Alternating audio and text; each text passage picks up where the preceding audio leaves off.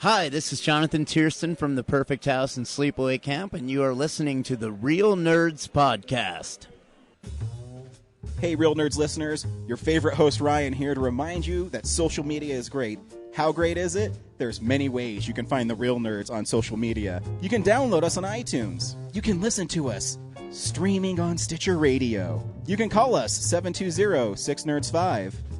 Aw man, our website is so cool. You can visit our website, realnerdspodcast.com. You want to leave some fan mail? Oh, that's so easy, realnerds@gmail.com. Twitter? We got it, @real_nerds. You can even like us on Facebook. Thank you so much, and hey, enjoy the show.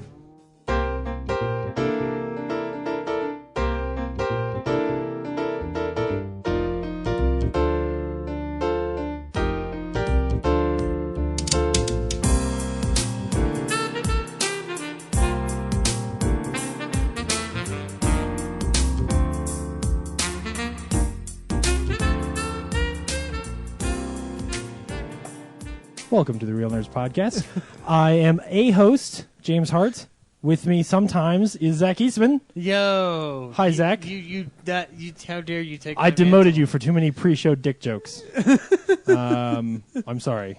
But it had to be done. Well, it had to be okay. done. Fair enough. Well, I'm taking back my position. Nope. So. No, you're not. Hey, Steve. Hi. How are you? I'm doing so good. Oh, my God. You're I'm in here. my living room. I'm in your living room, James. And you're talking about movies with us. I am. I'm so excited. Steve, who are you? I've been asking myself that question for so long.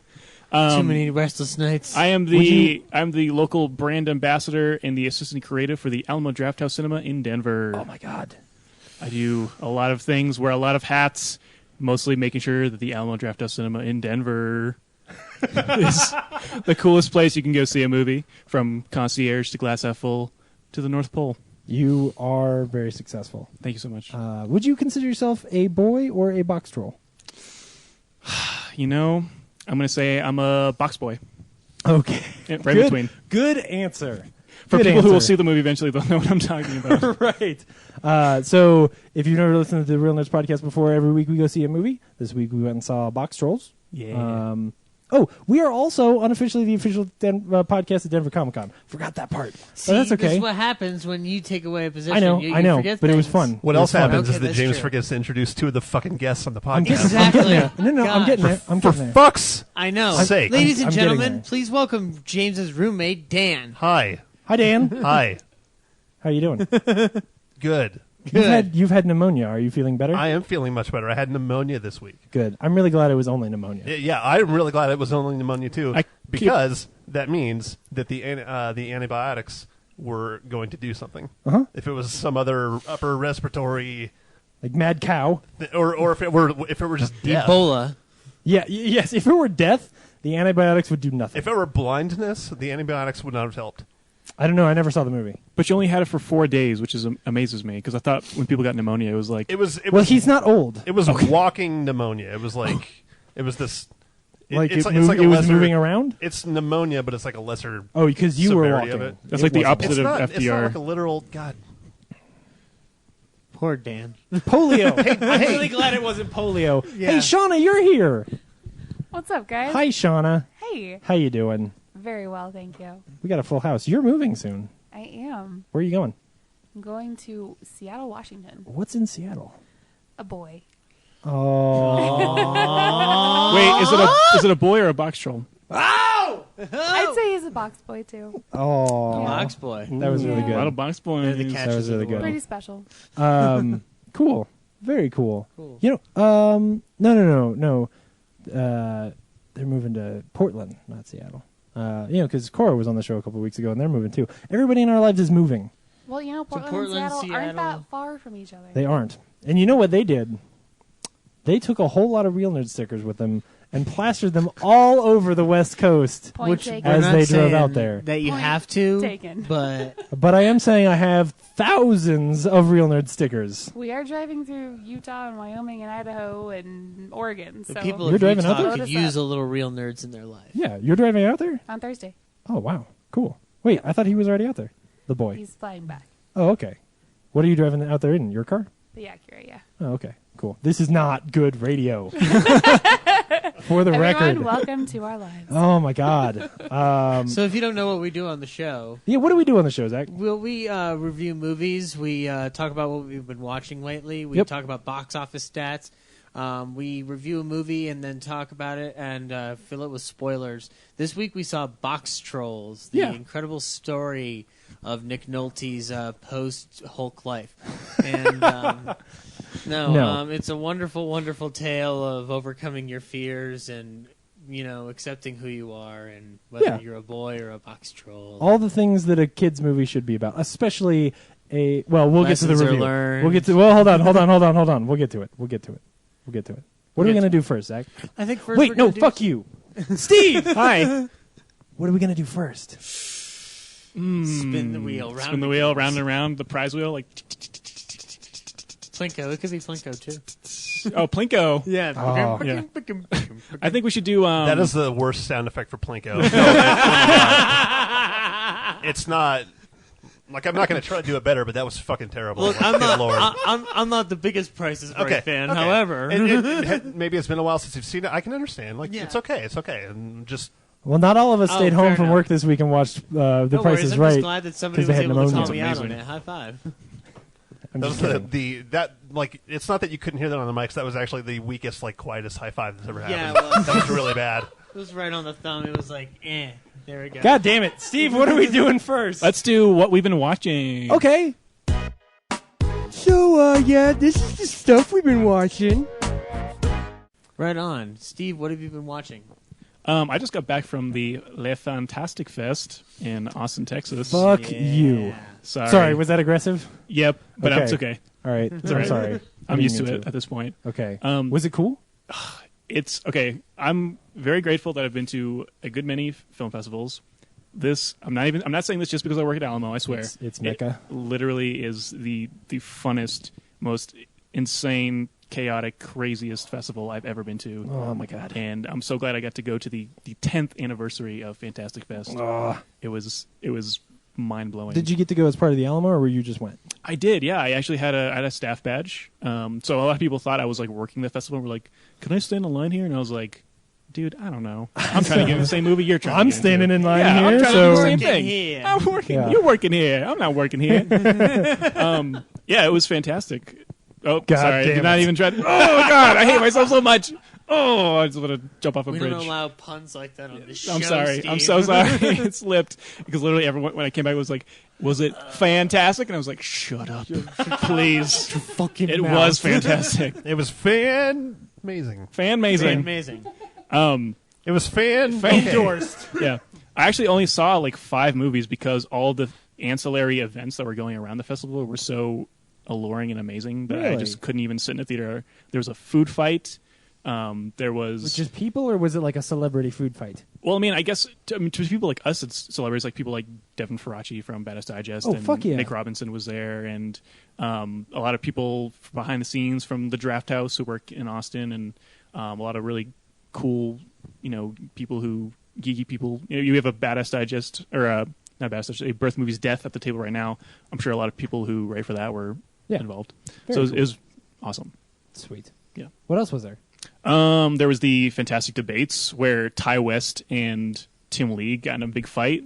Ty West just kind of is so much taller than Tim Lee that he just kind of punched from above down onto a small Tim Lee, but Tim still won because everyone loves him more than Ty West. So that was pretty fun to watch. Very cool. Yeah, that was awesome. Cool. But the coolest thing I think I probably saw was The Astrologer, which is this crazy friggin' movie from I think it's like the late 70s, early 80s maybe. Terrible, terrible movie. But it's like, for entertainment value, it shoots through the roof, and it becomes kind of accidentally meta in the worst ways possible. Yeah. And it's really not even about astrology. It's about astrology for maybe like 15 minutes, and then the rest of the movie is just like cliff diving into insanity. Is it like was it supposed to be a horror movie? Like, I just imagined that it was. The fact that you're asking that question, no, it wasn't. But you can kind of imagine that it's just, in terms of filmmaking and production value, it's pretty horrific. But so much fun. So much fun to Okay. watch in a group. I'm going to try really hard to get it here in Denver because they just transferred it onto DCP or Blu-ray because it was only available from the American Genre Film Archive as a print. Yeah. So I'm going to try to get it here for us because it's awesome. That'd be really awesome. Man, Good, man. very cool. It's on VHS. Did you Have you seen it? No. Oh. I was making. I was trying to be He funny. was joking that you should put it onto VHS. Yeah, you should put it on VHS and then cut Dan's the commercials humor is out. dead I'm going to put it on dry. put on VHS or Laserdisc. He is our Are Brad you sure there replacement. isn't anything else you saw this week, Steve? I'm being subtle. I did see Box Trolls. God damn it. James, what did you watch Didn't the this Alamo week? have anything special going on this week? Special? That you might have seen. What are you talking about? You mean like Ryan Johnson being in Denver? No, what the fuck? That would be crazy. Well, guess what? It happened, James. Oh my God. Tell me And- about it. Sorry. This is the worst acting I've ever had to be a part Well, of. I'm not an actor. I just judge actors. Ladies and gentlemen, this is why we're on a podcast and not in the business. This is why I retired from filmmaking. Oh, man. I never So- even got started. Ryan Johnson, he kind of knows some of the people who we work with, and we're kind of like, hey, you're in town doing some stuff. Would you just mind kind of hopping over to the Alamo Denver and maybe presenting some things, like maybe one of your favorite films, and also maybe do this thing we do called Color Commentary, who we've had Sam Jones from Flash Gordon. And then next up, we're going to have Guinevere Turner, who is the screenwriter who adapted American Psycho. Yeah. So we have that coming up. But Ryan Johnson presented a beautiful, gorgeous print of Treasure of the Sierra Madre, which every girl and guy out there who's ever swooned over Humphrey Bogart, please watch this movie so you can stop, because he's a monster in this movie. Just a disgusting animal of a man. Whoa, spoilers. Sorry. It's No, not really you're a spoiler. right. He is a devil beast. The movie He is is 7 literally from years like old. the first frame he's in. He's just like, ugh, He's from get like the out of ninth here. layer of hell. Yeah, Yeah. he is really. And then the next day, everyone watched Looper while he talked over it, and just the stories, So good. the most amazing, just like weird random things, and like that movie was already good, but then hearing him talk about it was like, oh my god, this movie is so incredible. It's Yeah. like deep and Well, and It's so deep, intricate. And so intricate. And it was really cool to like get to hear, because basically what he was doing was like a commentary on the movie. Because I mean, you call it color commentary, but he wasn't like, he wasn't telling dirty jokes. He was just doing a live commentary Right. while they Some of did the jokes were movie. dirty. Yeah. And there were two things about it I really liked. One was that there were times when he would sort of stop talking, and you could tell like he was watching the movie with us, and it was just weird. It's funny because before it, we were kind of tech checking, and he was like, "Man, it's been a while since I've seen this movie." yeah. And he's like, "Is it any good?" Like, come It's on, pretty fucking good. It's pretty good. Yeah. It's pretty amazing. So yeah, it was. Yeah, so that's exactly why, because he was probably just a bunch of flood of memories and Right. things coming back to him. And it's a shame because like it was also really good commentary, that there were stories in there that I wish I did have recorded that I could listen to again, because especially just the way he told them, like when he told the story about so Pierce, who plays the little kid in that story in that movie, he tells the story about how he's 5 years old, right? Right. And he really liked Emily Blunt. And I'm gonna butcher this story. But he really liked Emily Blunt, and there was a day on set, and his mom was there with him, where he kept pulling her shirt down, or like trying to pull her shirt down, and his mom came over and was like, "Honey, you've got to stop doing that." And he just looked at her and goes, "But Mom, I just want to see them." It was just the funniest story, and of course he's just telling it like while she's giving one of her little speeches in the Right. movie or something. But it was just an adorable, and all the stories about Pierce were so great. It was a really special experience to get to watch that movie. Well, with him. you know what's amazing, James? You and a bunch of other people can listen to it again. 'Cause What? We recorded the entire thing. You didn't. We did. Well, Keith said I'd never get to hear it again. Nope, you're wrong. You're going to hear it again because we recorded the entire thing as a podcast. We're not really sure what we're doing with it right now. Maybe something special for Victory members. You know, Are I guys know Victory somebody who members? can put that shit online for you. Is that you?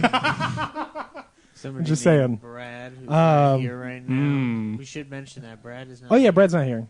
He's Yeah. seeing Howard Howard the the Duck. Duck. So he might show up. Poor choice. I don't know. Sometimes Brad's not here, so it's not a, it's, you know, it's not a Brad, big deal. Brad It's rarely okay. talks on the show. Brad's so. allowed to not be here. He's allowed a week off. So when you guys have these kind of special events at the theater like that, so for like this one, how full was that theater? How many people were there, Dude. Like a lot, or like For Looper, however many fit in that theater. Yeah. And did everyone there like know exactly what they were getting themselves into? Were they like, "Oh, Looper, let's go see it." I think, well, it's difficult. And that's the thing is, like, especially like even tonight as a good example for Mile High Sci-Fi, people come and they're like, "Oh, Howard the Duck," and then when like Harrison gets up and he's just like, "We're gonna talk over this," people are like, "Oh, come on!" It's like, but I don't know how that works because it's like on all the posters and all the websites it says Mile High Sci-Fi, and same thing for color commentary. It says commentary with Ryan Johnson live in person. Yeah. So we always kind of thought maybe what if we did one night of a commentary and one night just straight just the movie. Yeah. But we thought it might be better just to have it all in one because it wasn't Theater 7, which is our biggest theater, which holds 200 people, and then the night before Theater 6, which is our 35 millimeter theater, has about 130, 140. That was also jam packed For Sierra Madre, you mean? for Sierra Madre. Yeah. Yeah. So it was jam packed. We thought just put all of our eggs in one basket. Yeah, which is really cool. And so, if we can jump a little bit into what I've been watching. Zach, say, James, what have you been watching? James, what have you been watching? Okay, I was also there for Sunday night. Super smooth. Thank Super you. smooth transition. really I know. good at How this. dare you? Like, how dare you take out the groove? You know. So I was also there for Sunday night when you guys showed a double feature of Brick and the Brothers Bloom, Yes. which Ryan Johnson wasn't there for that, but No. they're both his first two films, which was really cool because neither of those movies are probably movies that anybody else is going to show in a theater anytime soon, especially Brick. Brothers Bloom might pop up somewhere for some weird reason, but Brick is one of those that like I got to see in theaters, and of course have, I bought it on DVD and hunted it on Blu-ray until finally they made a Blu-ray. Wait, but do they have a Blu-ray of Brick? there is, Yeah, yeah. What? Very Oh my recent. God, I I know, didn't even know that. I know. A couple years ago, I tweeted Ryan Johnson was like, "Hey, when do I get a Brick Blu-ray?" And he was like, "I don't know," but now there is one. Which is also Great how story, my James. conversation went with him the other day. Yeah, so just type that into Google and it'll pull up that exact tweet. Oh So, yeah. You can sweet. see it was a conversation with Ryan Johnson for the ages. And then it was like honestly. hashtag YOLO, hashtag fuck it. hashtag fuck it, hashtag rolling deep.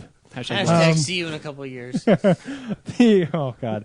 So it was really cool to see that, but that theater was fairly empty. There were only like 30 people in that one, Which is unfortunate. But they're obscure films, like, and it's a double feature, which is going to turn some people off. But it was actually really cool because we were, I was there with RJ, who has been on the show before, and just by chance, the row behind us was a bunch of friends of his from work, and so we got to talk to them, and turned out that like most of the people in that theater, it seemed like, had maybe seen one film or neither. There weren't a lot of people there. Either they'd seen Brick, but they hadn't seen Bloom, or the girl who ended up sitting next to me had not seen either. She'd seen Looper and was like, "I've never seen these other movies. I really like Looper. Let me go see these films." And so it is a really cool opportunity that sort of forces people who might not take the time to sit down and watch a movie like Brick, but fucking should, because it's amazing, and sort of encourages them like, hey, if you want to be a part of this big 3-night event, this is your chance. It's cool that they can do something like that and kind of time together with, either a theme or a director or whatever it turns out to be, and maybe give a little more exposure or maybe turn people onto something else that they might really like. Yeah. Sorry, again, like I'm getting over being sick, so my Yeah. voice sounds like the worst thing. But that's really cool. Yes. So Thank you. The Alamo is pretty damn awesome. yeah. Thank you so Cool. much. Cool. Thanks, Steve. Absolutely. Thank you. So I also saw Looper, and that was cool. And then the only other thing, I rewatched through Captain America: The Winter Soldier this week. That's fucking great. Like, man, that movie is really good. I don't know. The Blu-ray disappointing though. Not for the movie, but just there's not a lot of special features on that Blu-ray. There's no short features are film. going the way of the dodo. But they shouldn't be. I mean, I know they shouldn't. I know they shouldn't. It should be the other way because, of course, the internet like takes all the EPK stuff and just spreads it all over the place, and that's really what Blu-ray special features should be. Right. It's got a commentary which I haven't watched yet, and I probably will. But they didn't do a short film for this one like they have for some of the last few films. Like, I don't know. It just wasn't as good as I would have wanted. Like there's a blooper reel on it, which I haven't seen a blooper reel in a while. It was a pretty good blooper reel. But when blooper reels are one of your features on a Blu-ray, it's kind of, especially for a big blockbuster, like, you know, that movie's totally worth buying, but it's just a shame that the Blu-ray is not a little bit more fun. But the other thing is, by chance, just because it popped up on Netflix, I started watching The New Girl, and it's pretty good. Anybody else what they've been watching? Shauna, do you want to talk about The New Girl, Shauna? No, genuinely, like, it's because I like, after seeing Let's Be Cops, like, that movie's not great, but the main guy in that movie is really charismatic and funny. Jake Johnson? Yeah.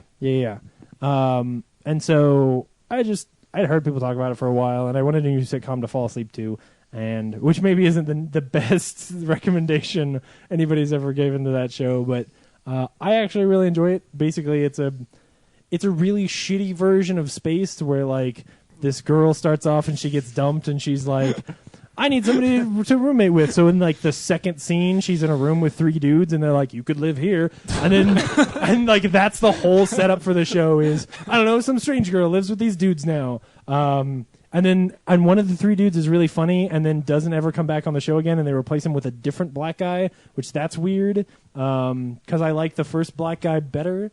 And I also feel so racist. I know. I also feel So like it's racist. slightly racist that they had to replace one black guy with another black guy, so they It's could more have than black slightly guys. racist. It's right, exactly. At least you didn't say one with the other. Black guy roulette. Is it black guy roulette? I like the first. I don't like the other black guy as much. But anyway, it's funny. It like was it like the first episode that they did that, and then I think it was just a weird pilot so like situation. Yeah, probably. Okay. So like the pilot episodes got Shauna knows about this, but doesn't want to be on mic. The pilot's got this guy named Coach who is actually really funny. Like he's the like personal trainer of one of the guys, and that guy like keeps taking his shirt off in every scene, and it's a really funny running gag in that first episode. And then Coach disappears, and then the taking your shirt off gag disappears, and the douchebag jar sort of disappears. They make that. Oh, does it come back? Oh, good. So the douchebag jar is the best joke in the first episode, where the one guy, every time he does something that's relatively douchey, they make him put money in the douchebag jar. So I have a was great pretty good. story about that, actually. Oh, I you used to have a work for a douchebag? newspaper in Long Beach, Yeah. and Fox would send us a ton of promotional stuff, and they actually sent us a douche jar with a bunch of lollipops with money wrappers on them. Oh my gosh! Yeah, it was actually the best thing, besides like the X Factor radio iPod thing they sent us. Wait, the X Factor sent you? Oh, for some reason I was thinking Fear Factor. I wish. I thought it was like an iPod, like covered in like maggots. Yeah, maggots and vomit. The earbuds are like little animal testicles It's or just an something. iPod sweating with Joe Rogan's fear. Oh, disgusting. That's grosser than the maggots. Teeming Anyway, with his sweat. so yeah, The New Girl's on Netflix. If you're falling asleep, you should turn that show on. It's Cool. pretty good. I'm enjoying it. Awesome. Zach, who's next? Dan, what have you watched this week? Hey, well, I've been watching some stuff like Like your heartbeat slow what? because of pneumonia.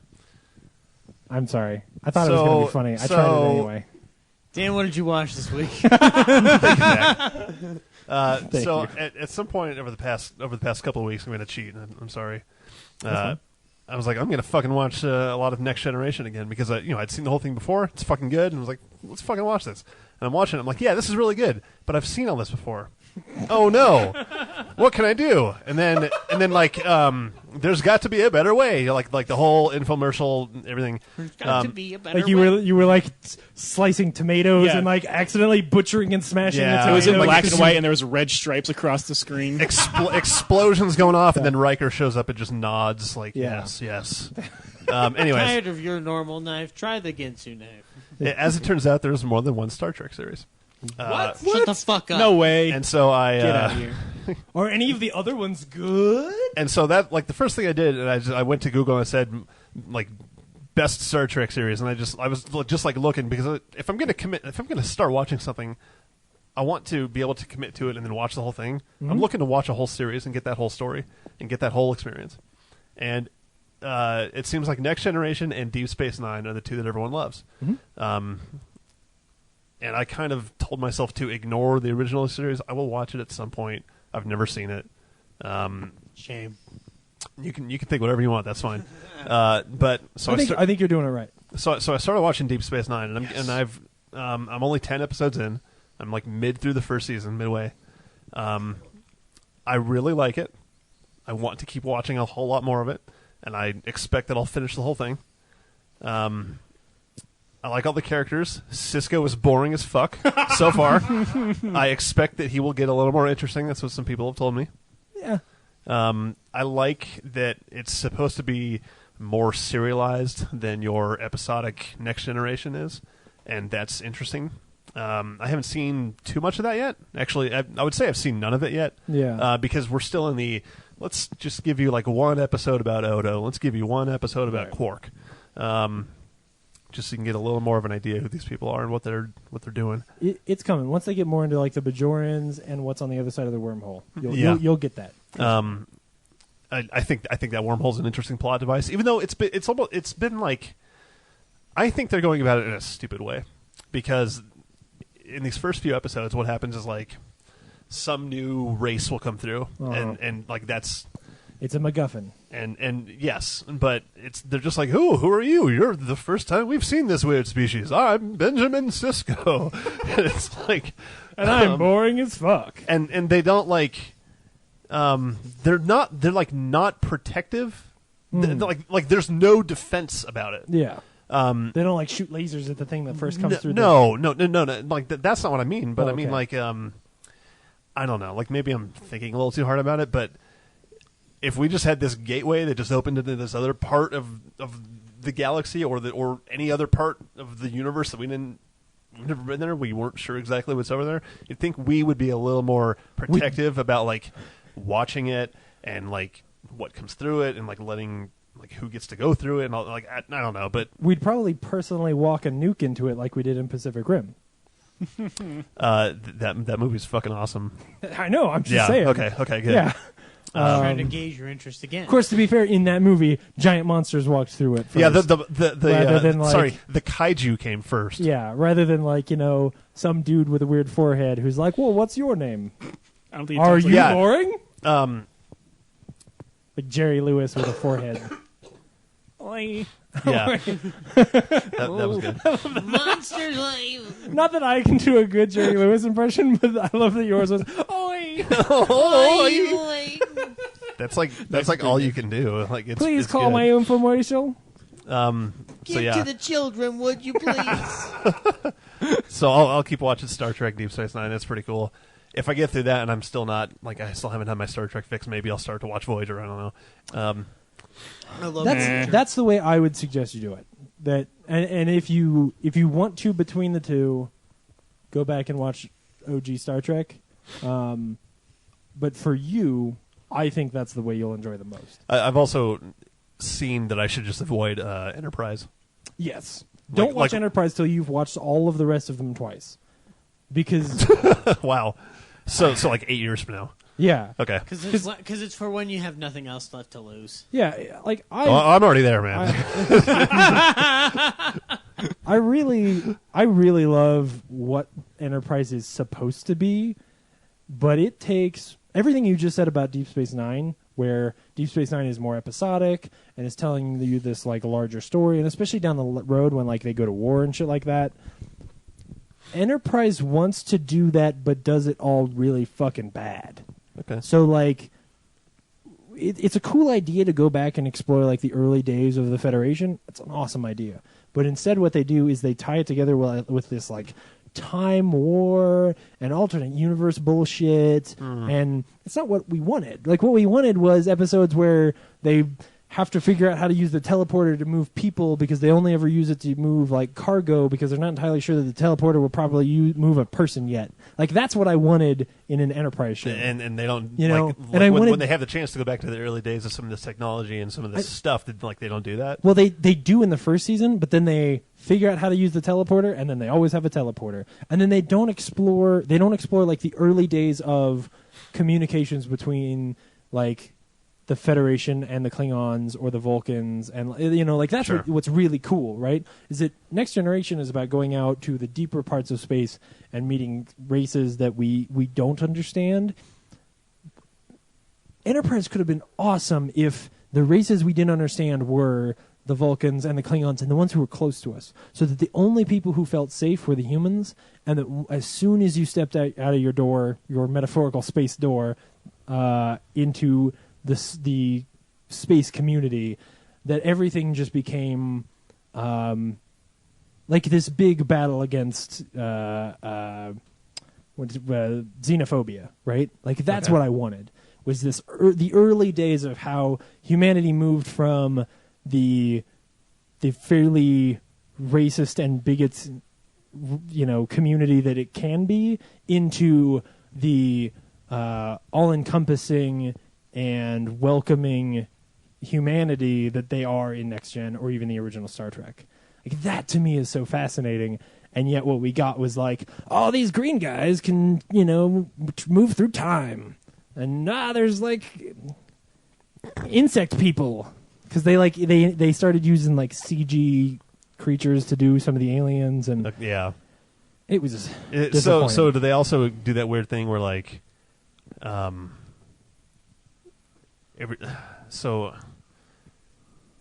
what am I trying to say? So like the Star Wars prequels had like better technology Yes. in the world than the original series did. They totally do that. So okay, So they're like their phasers aren't very good, but by the third season, where I stopped watching, I think they had like stolen phasers from the Time people, and now they had better. And then they like go in and they tell these long stories in a different version of the universe that's not good either. Where like the one busty woman is bustier. Ooh.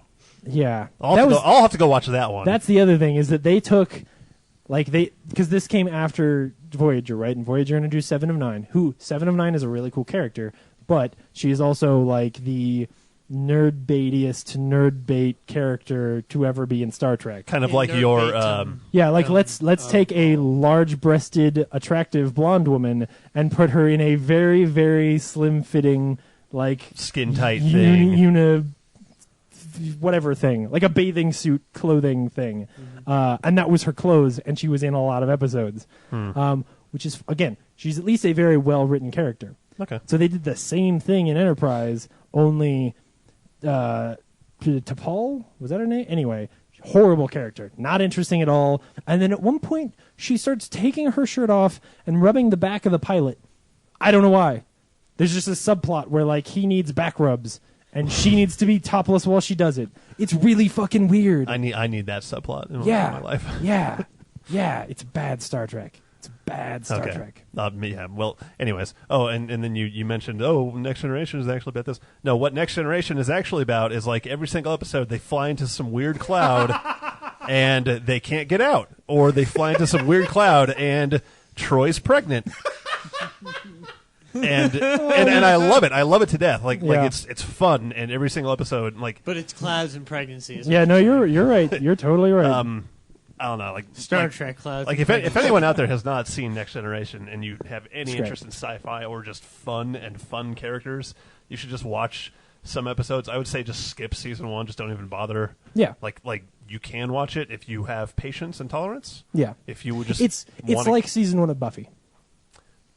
I'm just saying. Okay. Well. Yeah. I can't speak to that, but you should watch Buffy. The other thing I kind of watched. I know you'll get me to watch Buffy. Challenge at some point, accepted. I'm sure you'll get me to watch it at some point. The other thing I watched, maybe you talked about this already last week, but we finished watching the Liv Tyler Power Hour. What the fuck was that show? Yes, The Leftovers. The Leftovers, yeah. And you and I haven't talked about this. I talked about it on the show last week, but after that episode was done, like we were just quiet and we did the dishes and went to our rooms.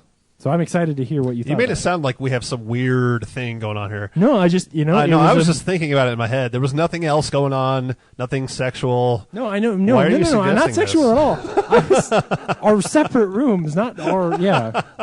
I was just saying, like, talk that should be happening after the podcast. I'm just saying I'm excited is this like to a hear. personal thing that we're not supposed to I'm just saying I'm excited to hear your thoughts. That's all I was saying. I think it would have been better if you were like in our room with 2 separate beds, like an old timey like Lucy movie and Desi couple. beds. Yeah, exactly. it's with bunk beds. Like, come on.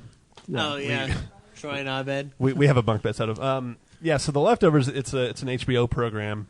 if you have HBO or whatever, or if you know somebody that does, go make a friend with HBO and then go watch The Leftovers, because that's a pretty good show.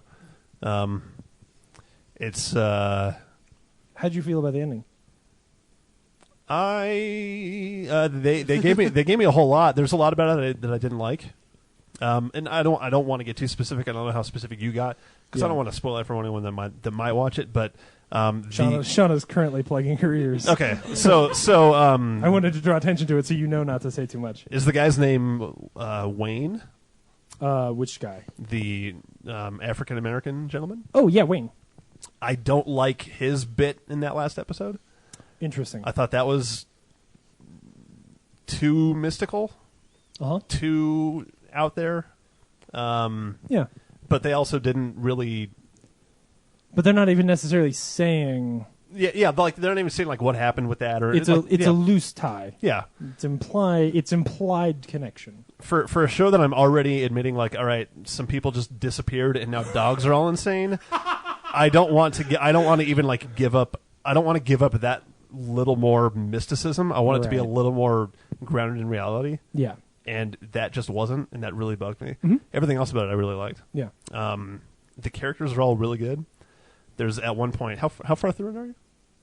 It's on my list. Okay. Oh, she hasn't started at all. Then maybe plug your ears for like 1 second. Let's go to the room for a minute. The daughter and her friend are like having a fight. Yeah. And you talking about the one out in the grass? Yeah. Oh. And I love that scene. Like they just say. Actually, I guess I didn't need her to like run away, because I'm not going to say what they said now that I think about it. But like, just like the actual things that the characters are saying. So like the writing, but not just like what's happening. Like I mean, like what the characters are literally saying was like maybe the funniest thing I'd ever heard. It was when she was. It was I fucked your dad, and then the like 4 words after that. Yes. I thought that was the like best thing I had ever heard. It's pretty good. So, and it's a real. I think it's a good it's really great writing in that scene too, because what those characters are actually doing to each other with what they're saying is really subtle and cool. Because they're still friends after that to some degree, but like they still care about each other clearly. It's this thing that like has been boiling under the surface for a little while, and finally just bursts, and it bursts in this weird way. Like you know what they're actually trying to get at, like you know why they're actually mad at each other, but they say sort of different things to each other. Like she brings that up, which is not really why she's angry in life, but it's just she's just got to break out somehow. Yeah. So that show is very well written. I agree. Really good characters, really nicely, like fleshed out in a certain way. That are I don't know. It's great. You should go watch that show. It's The Leftovers, and it has some guy that I never heard of, but he apparently wrote a whole bunch of movies. Yeah, he wrote Iron Man 2. Like Iron Man 2 and some Justin other movie. Theroux. Yeah, Justin Theroux. And what else did he write? He was also in Charlie's Angels 2 Full Throttle. Or like directed some other stuff. Or? To his great disgrace. Charlie's Angels Your 2 Highness. Full Throttle is not amazing. No. Who would have thunk? Hey, dude, I love Charlie's Angels 1. Opening shot of Charlie's Angels 1 is a really cool shot. Just saying. The shot with LL Cool J. Yes, that's the one I mean. Cool. Amazing. His Mick G is underrated. I believe everything I'm saying. I'm not even kidding. Dude. It sounds like a joke. We've already called the cops, guys. They're on their way, so he'll just keep talking into the microphone. I'm done. I'm Cool. all good. Okay, cool. That's all the stuff I watched. Sweet. Shauna, Shauna? what did you watch this week? Or recently. I'm really boring. It's been a while. I haven't watched anything interesting, which is why The Leftovers is on my list. But you, James, watch sitcoms to go to sleep. I watch America's Next Top Model. So it's just sad. I did rewatch School of Rock recently because I saw it on Netflix, and that made me really happy. But the first time I watched that movie, I was a little less mature than I am now because that movie's been out for a really long time. And I kind of hated Dewey for a little while in the very beginning. He was kind of a whiny asshole. Yeah. And I just wanted to smack him upside the head. And I didn't hate him the first time I saw it. But then all the good things happen with the kids, and it all turns around. So, yeah. It was fun to rewatch that and feel old. Isn't it amazing that Richard Linklater is the director of Boyhood and School of Yes. Rock. And the Yeah. Bad News Bears remake. Oh yeah, Forgot about that one. Yeah. yeah. I'm here to Before, remind you. yeah, he does the Sunrise trilogy, and then Bad News Bears and School of Rock. And School of Rock, I love School of Rock. Scanner Darkly. I Wait, like did Scanner he do? Darkly. He did Yeah. Scanner Darkly. Yeah. Yeah. Oh, He has, that what one I'm I saying didn't is he has realize. incredible range. Yeah. It's amazing. Yes. Yes. I wish he had less range sometimes. You mean like Bad News Bears? Yeah, I wish he had less Bad News Bears range. But still. Did you see Boyhood, Steve? I did. Did you like it? I loved it. Good. Yep. So that's it for me. Cool. Zach, What did I watch this week? Tusk. did you go again? I went 3 other times. Shit. And I loved it. Is it ever enough walrus? No, never enough. That movie's so fucked up and bizarre. Yeah. Justin Long's performance just keeps blowing my mind away, especially when he's in the fucking walrus suit. Because It's- I'm like, that sound actually he good. makes is unnatural, Yeah. and it's freaky. And dude, like, I mean, Steve hasn't seen it yet, but Steve, you're gonna flip the fuck out. Spoilers. Well, spoilers. He gets into a At walrus. some point, he's What? in a walrus suit. No. But the only other thing that I watched this week was I watched the Ken Burns film on the Roosevelts, What? and How was it? it's good. That sounds It's amazing. Is it new? Really fucking good. It's all about Teddy, Franklin, and Eleanor. Oh. Goes into everything, like how Franklin Delano Roosevelt was a very average person, doing average shitty things on an average shitty day. He used to lift his nose up high in the air and go like, John, Frank. And then like how he would like go down and start like dealing with common people because he came from a wealthy, affluent family. Yeah. So just watching all of that and like watching historians like blindly going like doing imitations of the Roosevelts is really hilarious to me. Huh. So Was it like 9 hours long? yeah, Awesome. Shit. it's 7. Well, it's 7 episodes, 2 hours each. So it's actually Jeez. 14. Oh, Jesus. shit. I thought some of his older ones were long. Like I watched all of the base. Like I think it's just called Baseball when I was a kid with my dad. Dun, dun, dun, And dun, I think it's dun, like dun. 10 episodes of an hour each, probably. Yeah. Yeah. And that's like a fucking lot for a kid to get, like for a kid to commit Yeah. to. Yeah. Like if he's like if a kid's into it, like they'll be a little more, like. 10 hours of dry Ken Burns. And it's like Talking about- 8 of the episodes are all like old timey black and white shot like Right. camera. Only in the last Again, two with did they get music to like that goes like dun, dun, dun, dun, dun, dun, dun, dun, dun. Yeah. and it's all the weird like old timey like the stuff that looks like it's moving too fast. Yeah. Why does that happen, by the way? Somebody who knows shit about cameras, tell me that. It's the frame rate. Okay, so what frame rate is it, and what are Like they 18, like? right? What the- 18 frames per second. so they shot it in 18 frames per second. Yeah. Which is not what you're used to seeing now. So it We're used to seeing looks 24 weirder. frames per And second. also, Yeah. sometimes when they transfer it at the wrong rate. So if an old film that is at a different frame rate, if it's transferred at the correct one, it'll look not all sped up and fast. It'll Okay. look normal. right. Okay, cool. But yeah, that's all that I watched this week. Cool. Cool. Should Watch we some good spell into stuff. some what? Watch some good stuff. Wait. Yeah, I know I did. Steve, what are we doing next? Box office stats. It's special to have him here. It's That his is show. true. I love how you're going. Wait. Wait. It's like my All right. dad. Like, wait, Steve needs a turn. Box office stats. This is the box office stats. The Gee. Maze Runner. The Maze Runner. You know what I Through want to the hear roof? though. The You know what I Maze want to Runner. hear about though. 32. Hold on, we'll get there. $32 million. Already? Shauna, do you know anything about the Maze Runner? Why did it make so much money? I know nothing about the Maze Runner. I just You know read that a it was lot of books? popular book. Okay. I actually haven't read that one. All right. Everyone who's But- read the book says they hate the movie. It was Yeah, not really? everyone, but a That lot of people tends who to happen. come talk to me. Yeah, they're just like, I hated it. They're like, did you like the books? I loved the books. You haven't gotten a chance to see like snippets of it. I mean, you're not a waiter anymore, so you don't like see snippets as much. No, but I mean, I walk through the theaters and kind of do Yeah. rounds and stuff. And mainly that's how I know that because I talk to people out in the lobby. Yeah. And I'll be like, oh, how was it? And they're just like, rah, rah, rah, rah. They all sound like Charlie Brown adults. Don't worry. Don't worry, everyone. The Alamo No, is ma'am, I listening didn't to like you. the Maze Runner. Wah, wah, wah, wah, wah, wah, wah. The Alamo is listening to you, and they are absolutely invested in your opinions. And they No, also I am like genuinely. trombone sounds. I really am, and the people who have the most interesting opinions, who like to talk to me for 15 minutes, is like makes me feel very. It makes me feel like I'm actually like doing something and doing some good, you know, and which is nice because people sometimes will just talk to me for 20 minutes and not even know it, and then they're like, "Oh, my kids are gone. I got to go find my kids." It's good to know that you are helping like kids disappear. That's really good.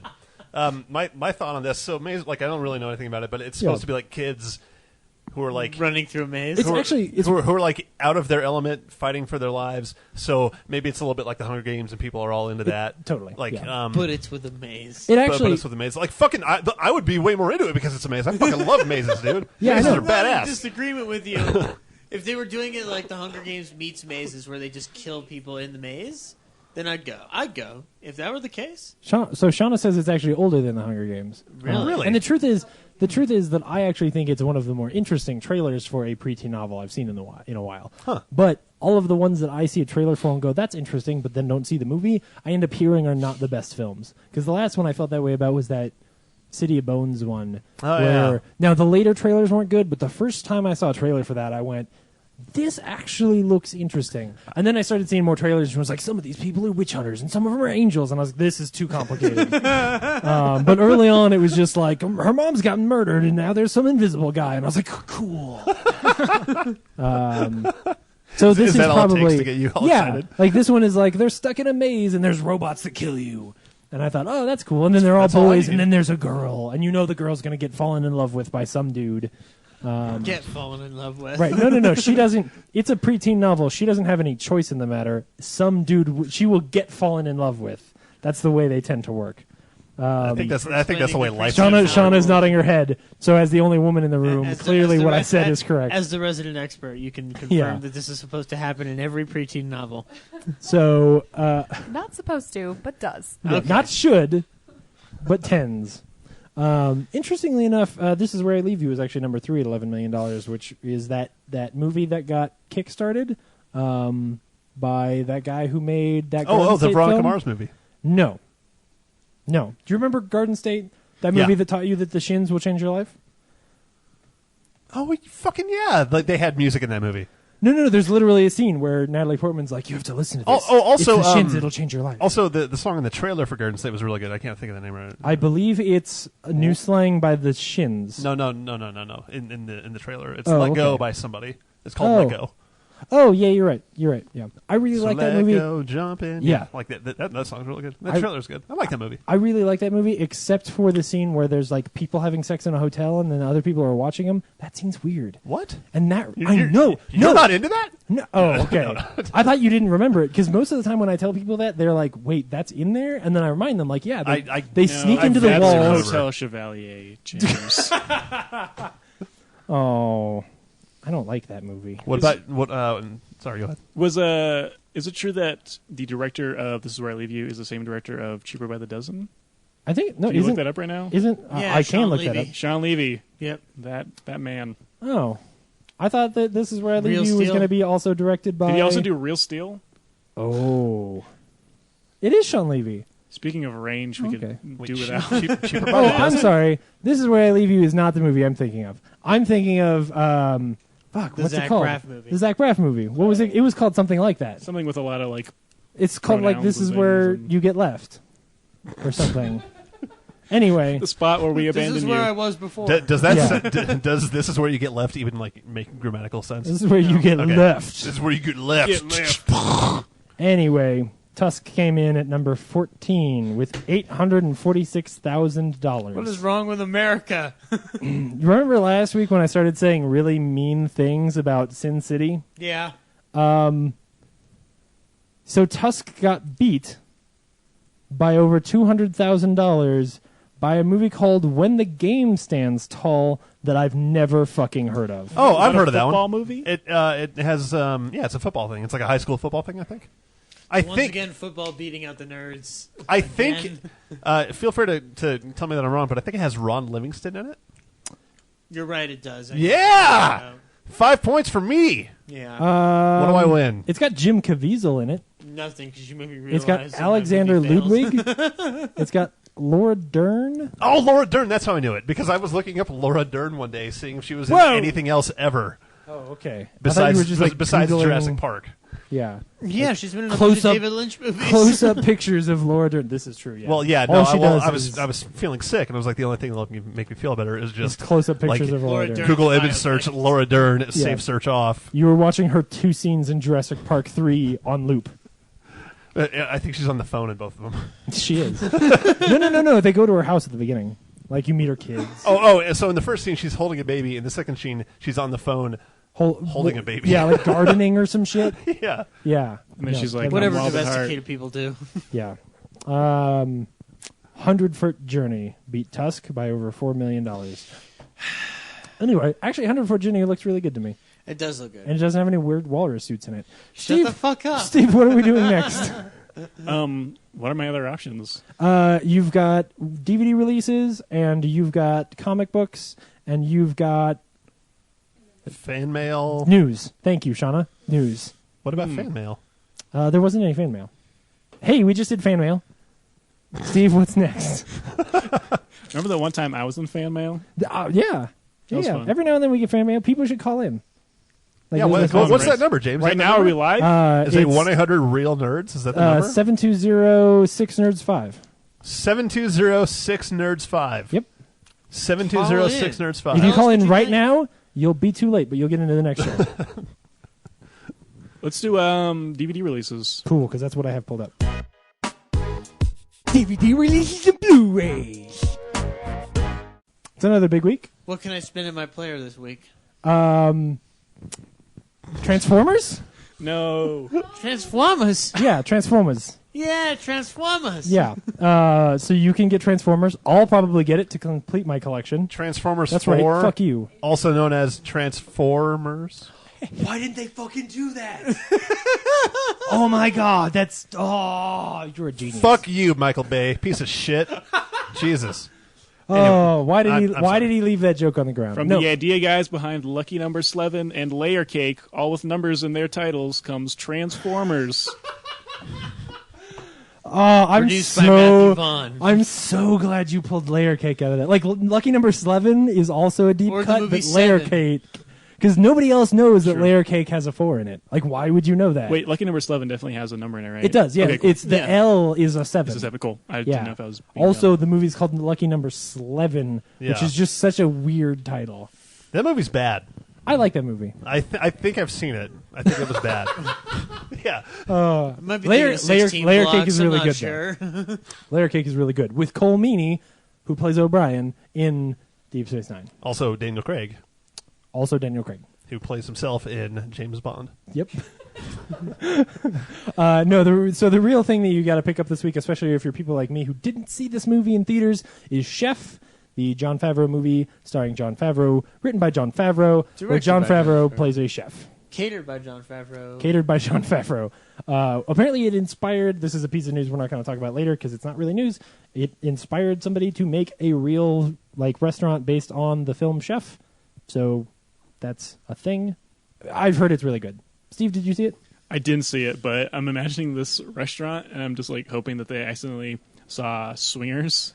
Made a restaurant based on Swingers. That would be really That would good. be the most amazing restaurant experience ever. Did anybody see Chef? Nope. No. Okay. What else this week? Gone with the Wind is getting a 75th anniversary Blu-ray edition, which is one of those big box set things, and it looks pretty cool. But I don't know I wish nothing I- about buying no Biff box set. No.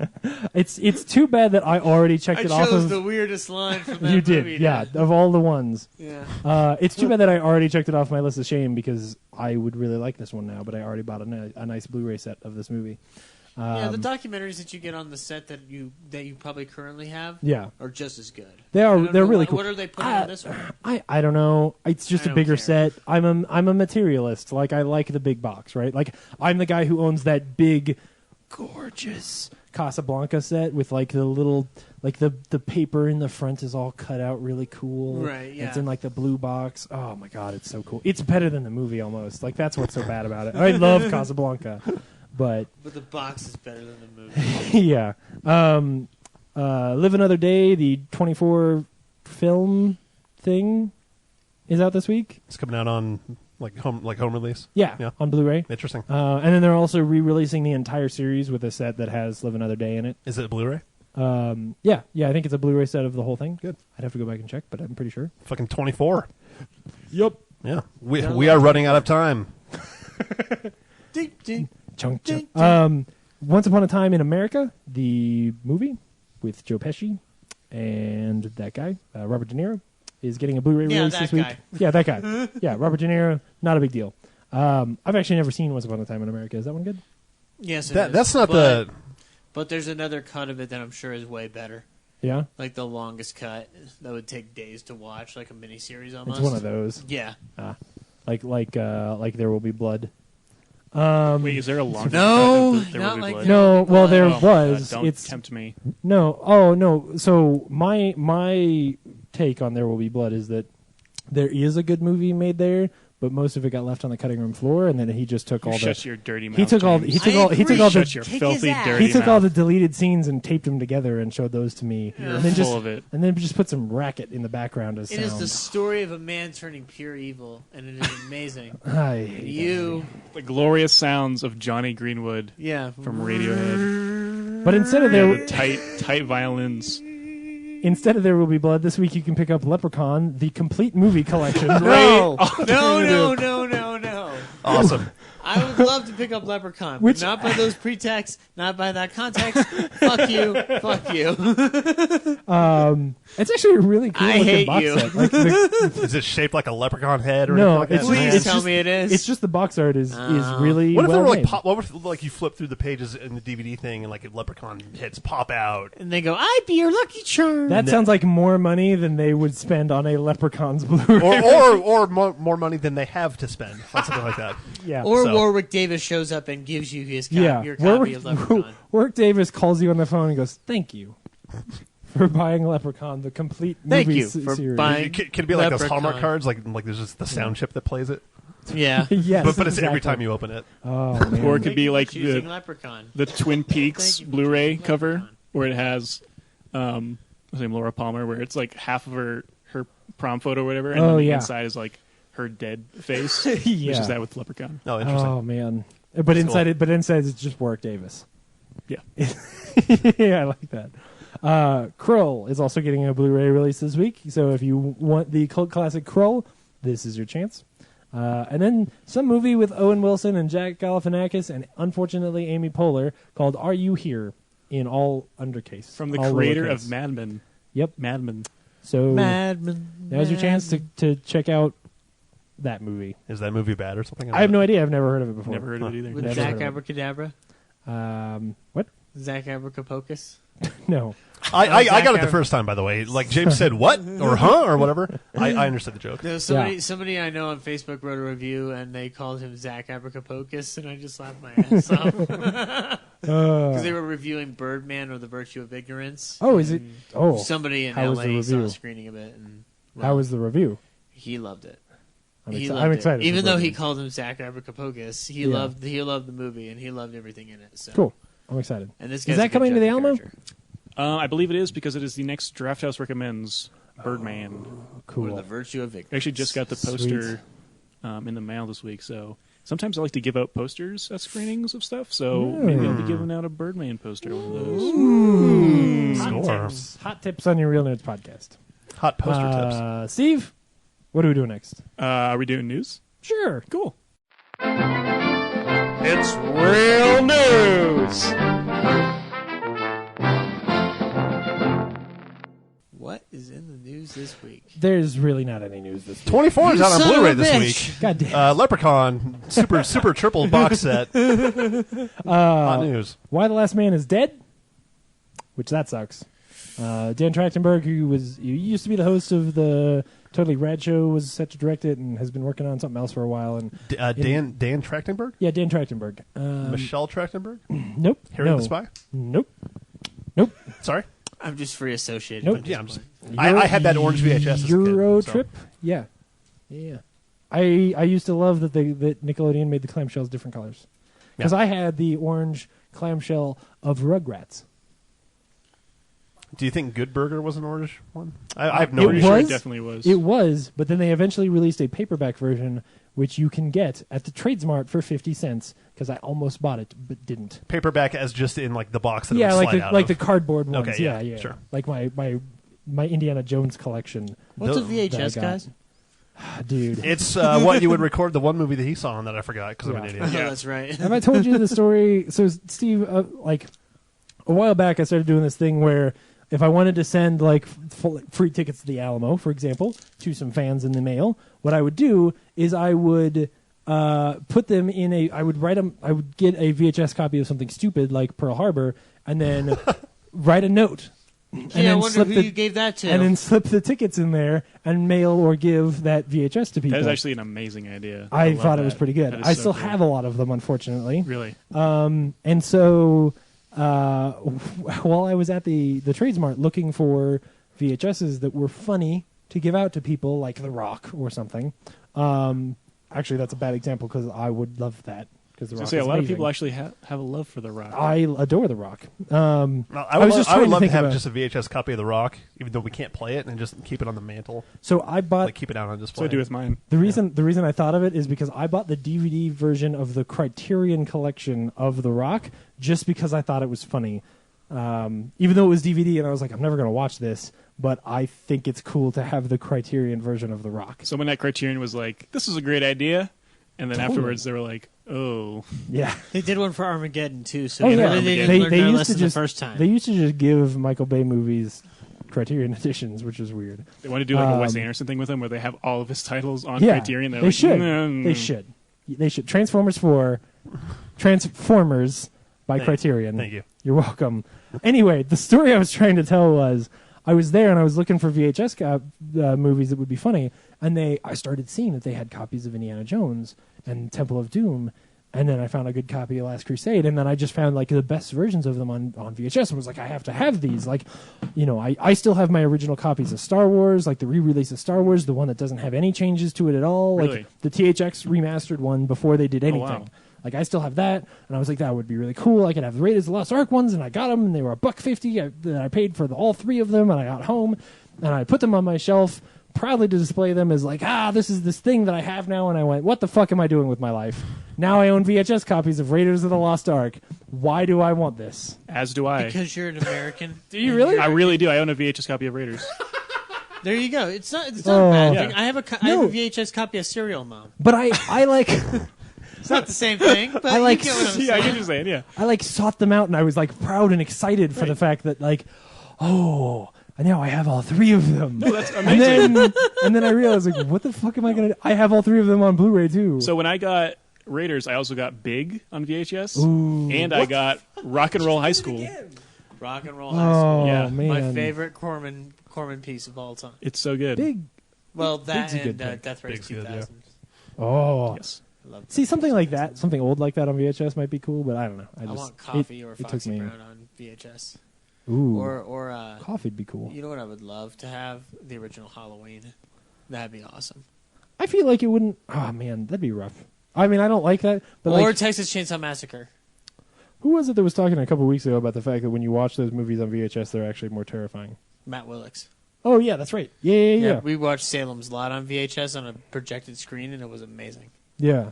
It was Yeah. the best way to watch Salem's Because Lot when ever. his point was that when it's clean, shit. You I don't remember his you point. lose the Listen to a creepy couple weeks factor. ago. You lose the creepy factor. Yeah, like there's something about watching it on VHS and feeling a bit more sucked into it because it's not quite as clean as. Do you feel like on a that's because Blu-ray. we've been conditioned recently with all this found footage stuff, or do you think it's because there's some sort of natural thing inside of us that actually is reacting? I think It's the way honestly, high def is developed. Yeah, I think it's honestly just that it covers up to some degree how not real it looks. It's a good shroud. Yeah, exactly. Yeah. Yeah. But anyway, what I was talking about was that Why the Last Man is Dead. I don't know how we got completely off topic there, but it's disappointing at the same time.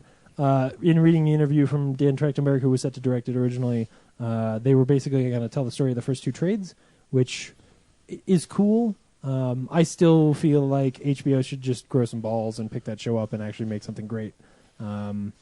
or even not HBO. AMC should do it, or FX. You wouldn't even need to do it on, Lifetime. yeah, Whatever. There's no fuck yeah. If Video they do a network. good job with it, like fine. Fox. My point was more that you don't need to say fuck and you don't need to show nudity, so it doesn't really matter. Like there is nudity in that book, but you don't have to have it. So, someone should make that because it's great. Cool. Anyway, that's news. All right. Do we have a comic book this week? Steve, do you read comics? I don't, but I come from a family that has a pretty... I don't know. They're pretty stooped in comics, but I think I'm like maybe one of the runts who just kind of never really got into it. Well, shit, Zach, we don't have a comic. Let's do comic book corner. Okay. What's up, nerds? It's the Comics Corner. So while we were in the car, we were talking about a book that I've talked about many times. But I'm going to spoil the shit out of it. Okay. So, if you have not read the first the season 9 in quotes, Angel and Faith, and you haven't read it because you're like, I don't really give a shit about comics or whatever, and it doesn't sound very interesting to me, I'm going to tell you why you need to read this book because it's really good. So, Number 1, it gives Angel- blowjobs. Number 2, no, don't sully this. This is going to be a beautiful moment, sir. okay. If you know and love Buffy, at the end of season 8, spoilers again. At the end of season 8, Giles is killed, and all of magic is taken out of the world. And Angel, to some degree, is responsible for Giles being killed. And at this point, Faith she sort of turned good again, and Giles was really her mentor. And so Angel is racked with guilt, and Faith is just sort of grieving and trying to figure out how she's supposed to still be good, even without having this man who really tried to teach her how to be good, and sort of coming into her own and becoming her own woman. And so out of that, they decide, in a world without magic, that they're going to go forward and try to bring Giles back from the dead. And it starts with, basically they just start filling his shoes, and the things that he used to do on a day-to-day basis, they start doing. So what he used to do is he would go around, and he had like this whole book of people that he needed to help once in a while. So like in the first issue, there's this young girl who is possessed by this demon, and it only pops up like every year or so. So every year he goes and he meets with her and makes sure that she gets taken care of and doesn't get possessed or turn evil or anything. And they do their best to try and help her. And as they do that, they start sort of figuring out what Giles was about, and then figuring out how they can bring his soul back from the dead. And it is more than just the fact that it's really well written by Christos Gage, and it's more than the fact that the art is unbelievable by Rebecca Isaacs. It's that this is a book that proves that comic books is a truly viable art form for creative storytelling and character-driven plot. Right. That it is more than just, here's some superheroes beating the shit out of each other. And I think even if you hadn't read any of it, season 8, even if like comic books or Buffy comics never really interested you, if you're a big Buffy fan, you should just go pick this book up and start checking it out, because the way that it digs into specifically Angel and Faith as characters, and just what it's like to both go through that kind of grieving and try to move on from the death of somebody really important in your life, and especially in respect, man, there is, because Giles had grown into this father figure for Faith, when her actual dad comes back into the story, and the way that they sort of juxtapose those two figures in her life, it's incredibly moving. And I've said it before, the season-long story that they're telling there about these two characters trying to bring Giles back is better than any other season-long story that took place in the actual show of Buffy the Vampire Slayer. It's absolutely incredible. If you go to the Colorado Coins, Cards, and Comics, you can get the first trade for 20% off. You can get all the trades of that series for 20% off. They have all the books there, don't they? Oh, yeah, they do. All the books. Plus, you can go back and find a lot of the issues. Like, once you read it and you're like, oh, man, this issue was great and that issue was great and I want to go actually own those issues, you can go back and find them because they got all kinds of back issues there. And then once you're like, this book is fucking amazing, you can start reading any of the new comics coming out about Buffy the Vampire Slayer.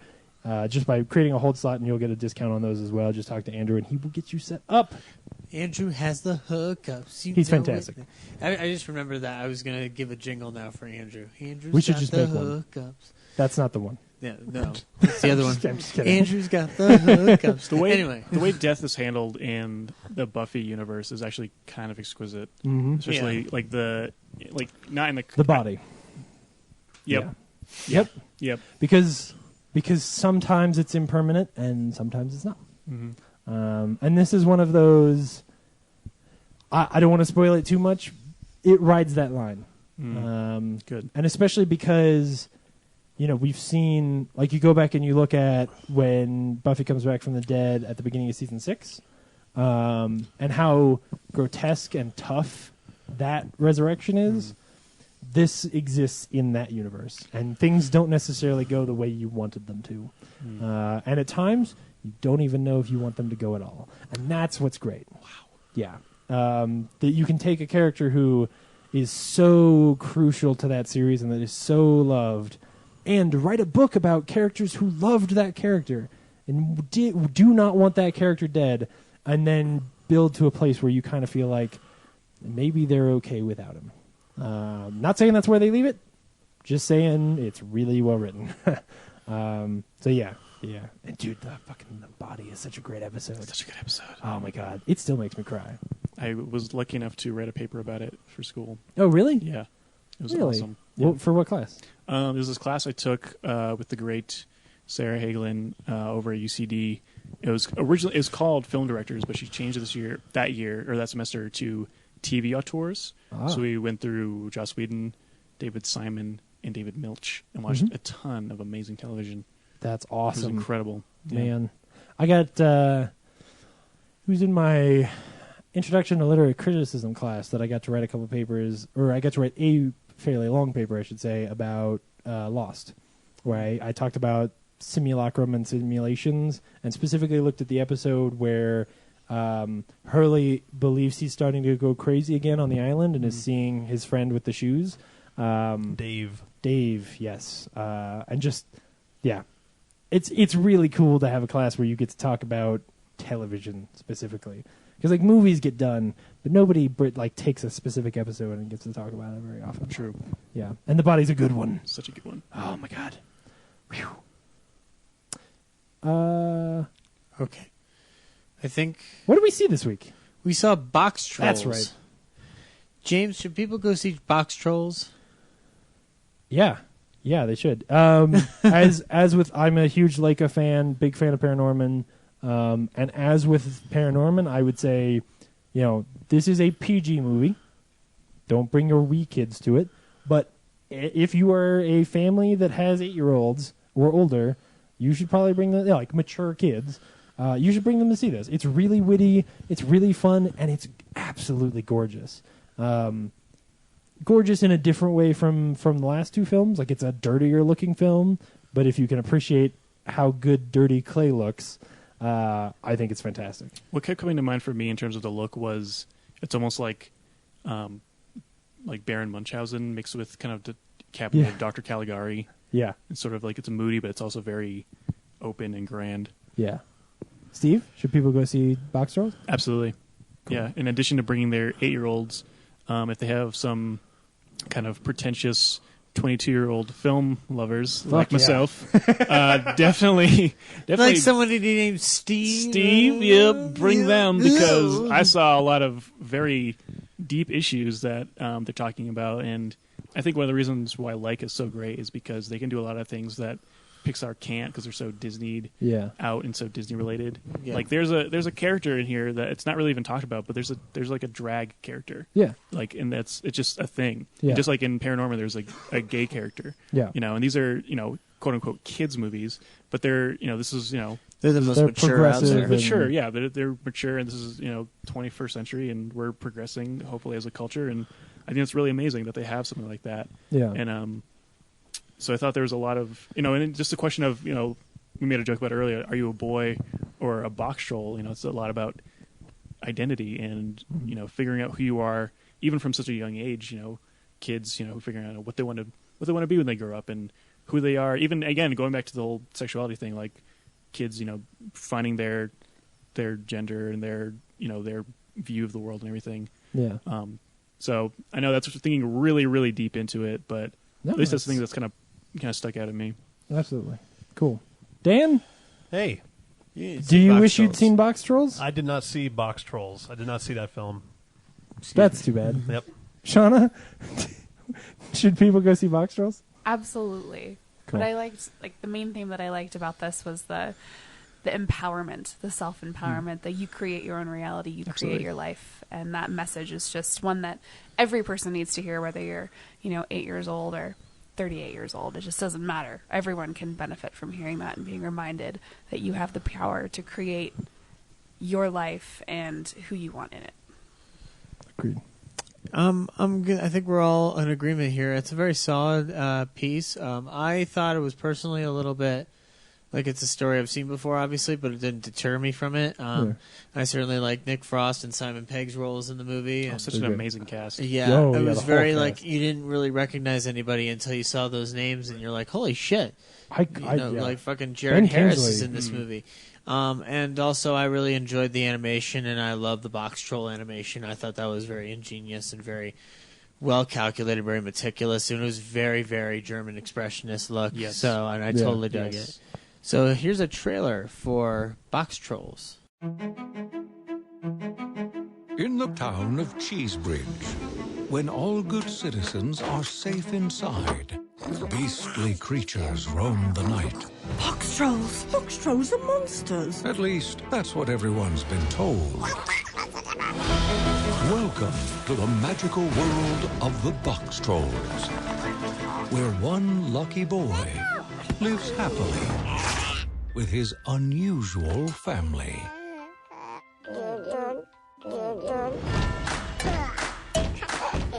They transform treasures into incredible inventions.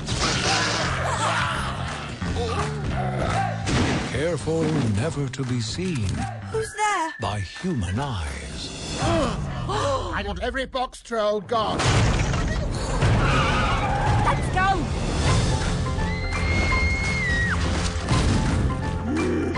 Who are you, boy? I'm a box troll. Then let's see you fit in your box. Mm-hmm. Please help us. You need to look like a proper boy. Yes. Yes. No. When you meet someone, you must look them in the eye and shake hands.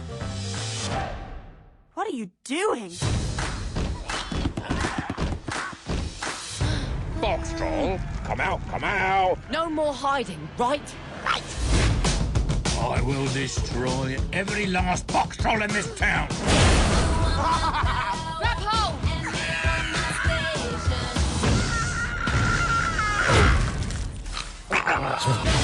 Stand up for yourselves. Don't be afraid anymore. This way. Pleasure to meet you. It's a pleasure to meet you.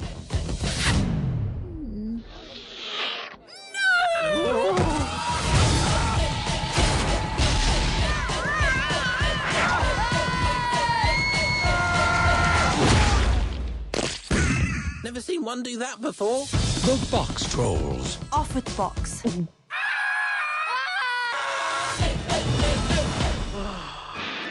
One of the things I love about the film is its ability to be absolutely aware of itself. Yeah. It's very Lakey, I think that's the name. Leica. The company is very good at self-aware titles. Like Paranorman's very self-aware. I haven't seen Coraline, but I imagine there's a lot of self-aware elements to it. Totally. Yeah. So they're very good at being self-aware with their material. And I love the whole discussion about like how whether or not they're good guys or bad guys. Oh yeah, that conversation, and to We're piggyback just on a that, bunch of like good guys going around, so and so. this is a movie where they, like, they're not overt with it, like it's not horrible, but there is one joke in this movie that is as obvious as it can be, but it's just brilliant. Which is Is it the milk? yeah. They all live down on Curd Way. Which way is that? Milk turns into it. Oh, and then there's a rim shot in the background, and like, Oh man, like that line to me, I could not stop laughing in the theater to the point where I kind of felt bad because I was like, I gotta shut up so we can hear the next joke. But again, another reason why it's good to for older people too, Totally. not just kids. Oh yeah, no, it is, and I maybe didn't make that clear in my quick review before the trailer that like, part of what I like going to Leica movies for is that they tell a really good story that has a really good meaning, but they're not talking down to anyone. They don't talk down to kids, and they make a movie much like Pixar that also is entertaining for adults. The only reason that I sort of harped on the make sure you don't bring kids too young is that just like with Paranorman, there are some scarier bits to this movie. And not even like the opening sequences with the box trolls are intentionally supposed to be kind of scary, but they sort of, in a really ingenious way, without any dialogue, turn the box trolls from being scary into being like a smarter, better version of the minions from Despicable Me. And less annoying. And less annoying. Less annoying. Dear God. Don't, please. Yeah. As somebody who has been adamant about how much he hates Despicable Me movies, I thought the box trolls were exactly what the minions should be. But even more terrifying than that actually is the whole sequence with the guy who's allergic to cheese. That allergic reaction is really fucking terrifying. Like, if I were 8 years old and I learned that some people, their allergic reactions to cheese can make their face get huge and require leeches get thrown at them, which I was actually at that point, I was terrified. That I was was genius, by the way. I really hope the leeches aren't scary, which they weren't. Like, the leeches were like a comic relief, thankfully. But when he threw leeches at them, I was like, oh my God, you guys are going a horrible direction with this plot. And they did it in the scariest way, where it was a shot from behind, and then he turned really fast, and his whole face was just like giant and like, ugh. Yeah, and then he's got leeches flying off of them, and I'm like, oh my God, guys, this is for kids. Did you forget this was for kids? And then he sort of shakes them all off, and then there's one left on his nose, and he pulls that one off, and they're fairly harmless.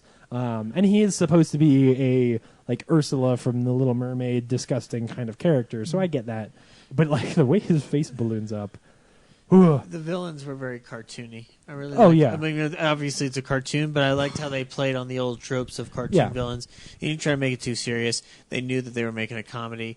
These guys seem to know their primary bread and butter is comedic, very dark, twisted humor. They're very physical, which lends a hand, or the fact that it's claymation sort of lends itself to is that kind of physical comedy. Yeah, slapstick. It's the one place where you can still get away with it to this day. And they've got those two henchmen are basically ripoffs of the 101 Dalmatian guys, but way smarter. Because that whole conversation they're having in the background where the big guy who's supposed to be a blunt instrument looking character is poetic, which is very Leica.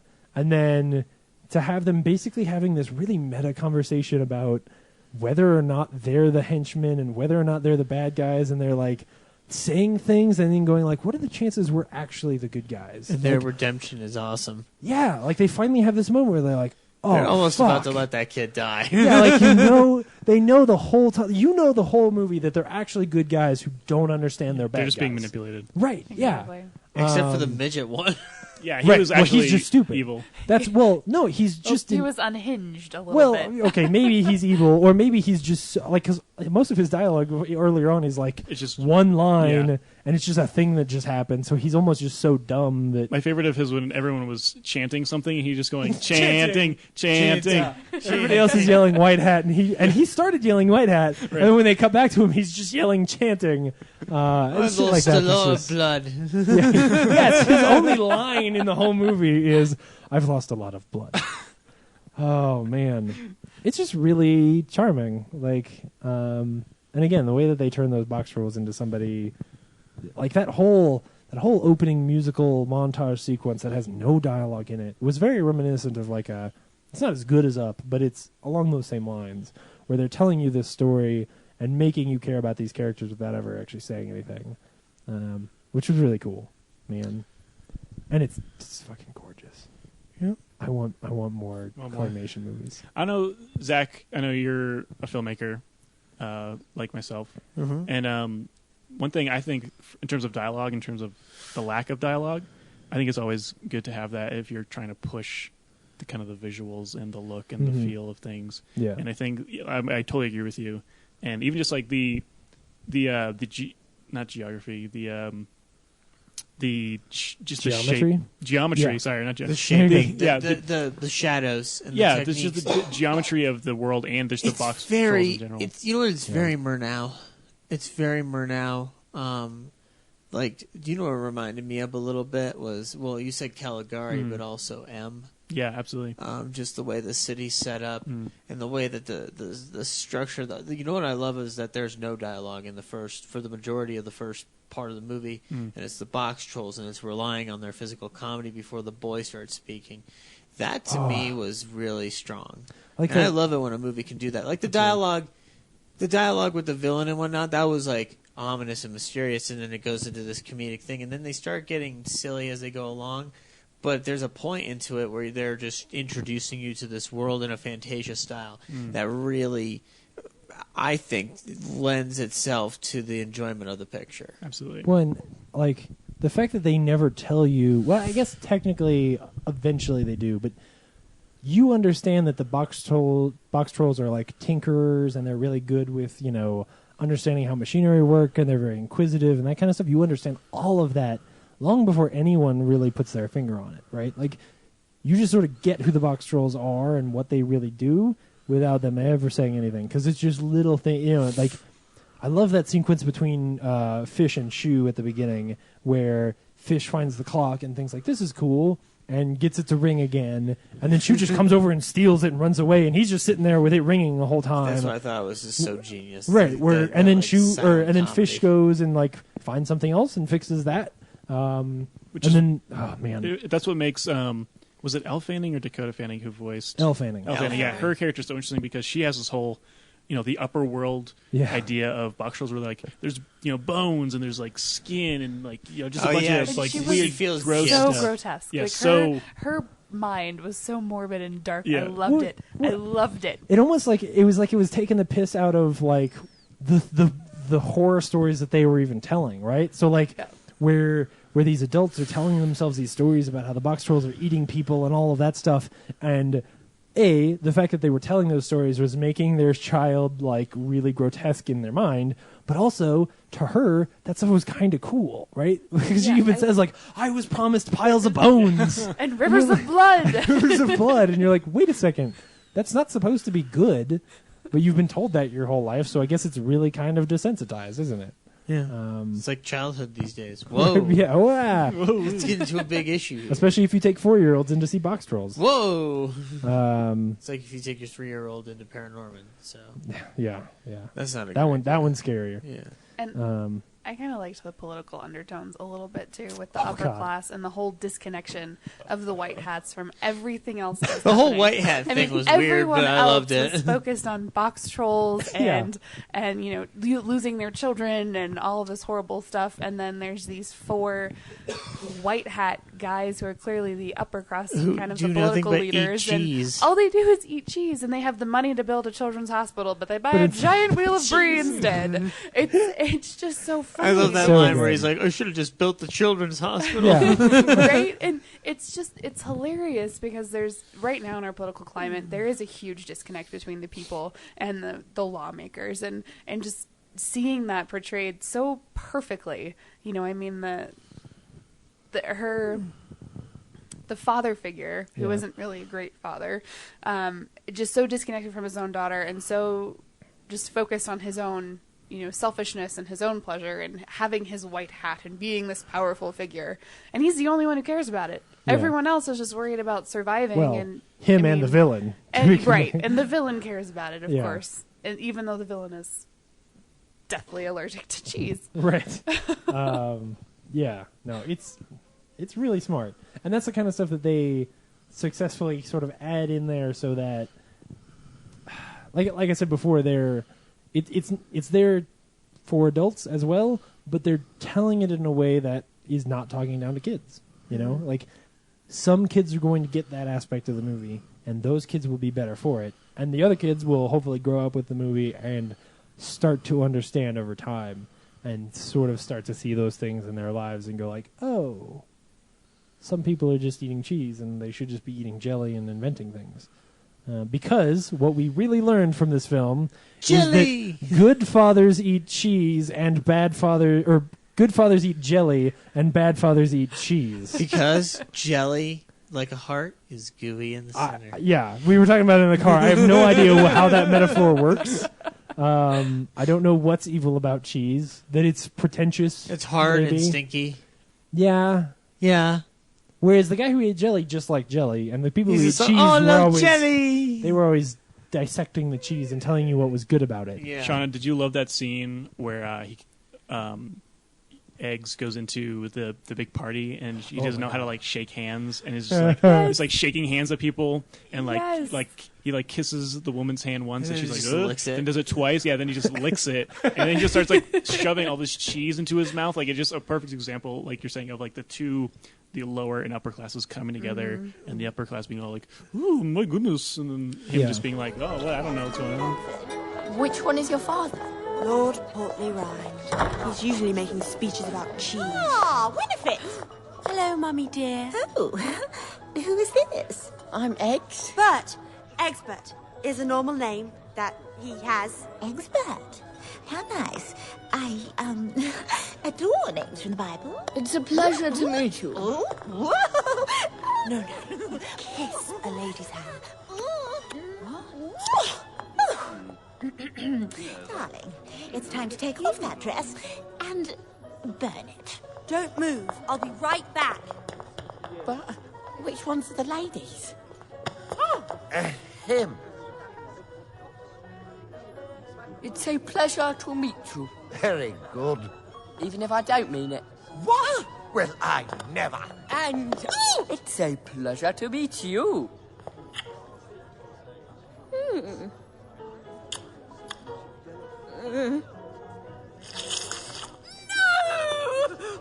The obsession with the pomp and circumstance too, like they're just Totally. the perspectives are so wildly different. I mean, here's this kid who's grown up eating bugs, and all of a sudden, and doing greetings with box trolls, and all of a sudden he's supposed to know how to act in the highest class society within this, this city, and he just blunders through it, and not a single person takes pity on him.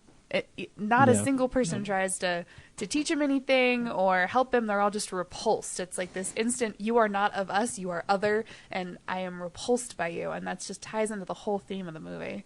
But, because in the end, none of that stuff actually matters, right? It's whether or not you're willing to get out of the box when you need to. That actually defines who you are. Clever, James. And that was Box Trolls. Man, and that giant mechanical thing at the end. Spoilers. That giant mechanical thing at the end in A Wicked Wild West.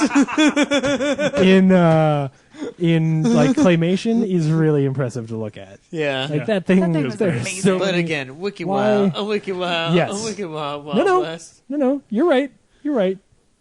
But I also think that I think there are some good parts about Wild Wild West. James West. Remember the name. Now, what you going to call? All right, there's not really. Clearly, but- someone else out there has some good things about Wild Wild West. There's not really. No, good it's just things that about it. theme song. A Wicked Wild, A Wicked Wild. I only want there to be because Kenneth Branagh is in that movie, in a wheelchair with no legs, yelling about black people. What was it FDR said? John? When you lay it down on paper, it sounds hilarious. Oh man, yeah, Cool. So Box Trolls, people should go see Box Trolls. Definitely. Absolutely. It's fantastic. Cool. And then go see Paranorman. If you haven't seen Paranorman, what the fuck is I wrong have with a you? Paranorman thing. And On the 31st, the Alamo Draft House is doing a special Aspen Grove trick-or-treat collab thing. We're showing Paranorman outside in the parking lot of Aspen Grove. There's going to be a costume contest. There's going to be a bunch of fun stuff, prizes. Really Very cool. Very cool stuff. What other awesome stuff does the Alamo have coming up?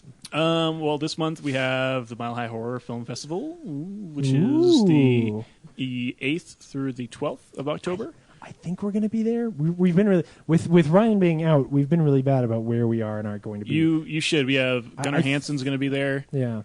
Julie Adams, who's the lady from the Creature from the Black Lagoon. Tony Todd from Candyman. There's going to be a whole ton of awesome people there. We also have a special series coming up called Science Friction with Jason Heller. I don't know if you guys are familiar with him. He is a writer was a writer for the AV Club. I'm blanking right now. But he's also a writer of a lot of novels.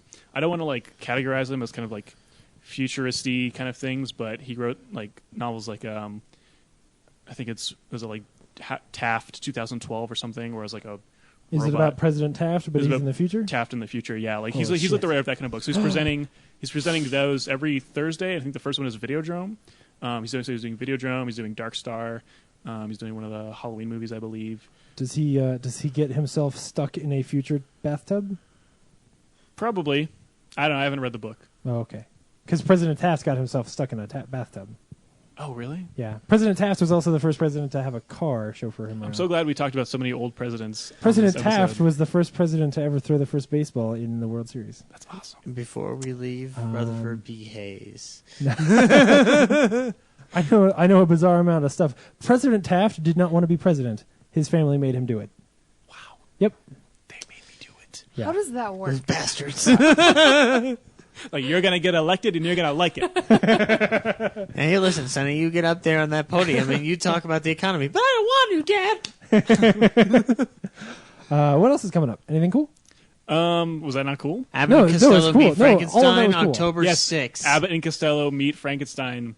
Probably. I will be at that screening. Yeah, You one of all the should best come Abbott on and down. Costellos. It'll be a fun-ass time of Abbott and Costello. Yeah, It's a great movie. Please, that movie deserves to be seen by more people. Yeah. It's so good. Sold out crowds of like tons of like intimate couples coming there just to fuck. Even I don't care. Whoa! No, pay attention to the goddamn film. Please. When Abbott and Costello are on screen, you can go ahead and do what you want to do. No, I'll be watching that and be laughing my ass off. But you can go do what you want to do. it's the Alamo. Be quiet and behave. No talking, no texting, no fucking, please. It's a new tagline at the Alamo. Yeah, no talking. Alamo, come in and fuck. No. No. Come in and don't fuck. Don't fuck. Come in and don't fuck. We're also starting a new series called The 37th Chamber, which is all kung fu movies. Ooh, Yeah. yes. Are you going to do the 36 chambers? Maybe. Possibly. That's going to be... So our Wednesdays are turning into Video Vortex, which is our VHS series. Channel Z, which is Keith's series, which is turning just into horror. Oh, really? Yeah. So we're doing Video Vortex, Channel Z, which is just cult horror, and then 37th Chamber, which is all awesome kung fu movies. So that's going to be... Those are going to Wednesday's going to be like Wednesdays. cult night, sort of. Absolutely. Very cool. Video Vortex was really cool. I liked... I love Video Vortex. Yeah.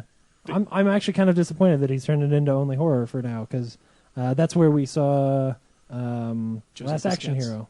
No, not Josie and the Pussycats. I did. I wanted to see Josie and the Pussycats. Yeah, Last Action Hero. Yeah, we saw Last Action Hero there, which was awesome. I still have like the golden ticket that he gave us all. Oh, it was awesome, man. And it like said Channel Z on there. Pretty sure I was your server for that. I think you were. Yeah, totally. Because I think I had that golden ticket too. You may have been. I still have the pin from that thing too. I throw it on my work bag that I take. Oh yeah, yeah, Nice. yeah. That's So right. I'm There were the like- so I've pins had for that it. Yeah, the whole time. yeah. He should show more movies like that, or Yeah. you guys just make another cool indie cult thing. that Oh, we you can will. show. We will. Oh, good. Yes. Because Video Vortex is cool. Speaking of VHS, Video Vortex is the one where I think usually Video Vortex is like either really weird VHS movies Yeah, or they're movies that have only been released on VHS. You can't. Oh, find, that really is the rule. You can't find a DVD. You can't find a Blu-ray of it. They've only been found on VHS. Yeah. So Which it has that crazy look to it. So you can answer a question because I know that Sean is trying to say something, but you want to? Okay. So for those, you guys roll a VCR onto the stage and literally put the tape in. Yep. How are you getting the? Are you just running a long cable to the back, or is that all a joke? It's all a big joke, James.